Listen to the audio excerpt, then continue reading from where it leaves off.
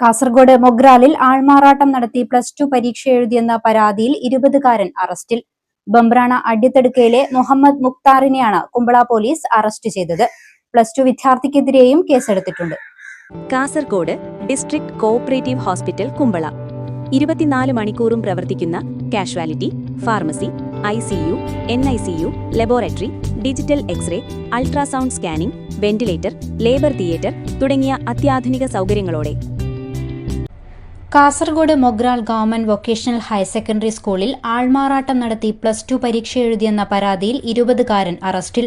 ബംബ്രാണ അഡ്യത്തടുക്കയിലെ മുഹമ്മദ് മുക്താറിനെയാണ് Kumbla police arrest ചെയ്തത്. സ്കൂൾ പ്രിൻസിപ്പാൾ VS ബിനിയുടെ പരാതിയിൽ കേസെടുത്ത കുമ്പള പോലീസ് ആൾമാറാട്ടം നടത്തിയ മുക്താറിനെ അറസ്റ്റ് ചെയ്യുകയായിരുന്നു. തിങ്കളാഴ്ച ഉച്ചയ്ക്ക് ശേഷം നടന്ന കമ്പ്യൂട്ടർ ആപ്ലിക്കേഷൻ പരീക്ഷയിലാണ് ആൾമാറാട്ടം നടത്തിയത്. സംഭവത്തിൽ +2 വിദ്യാർത്ഥിക്കെതിരെയും കേസെടുത്തിട്ടുണ്ട്.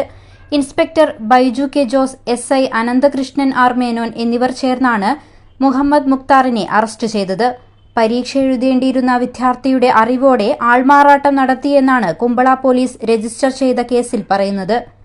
News 14 live Kasaragod.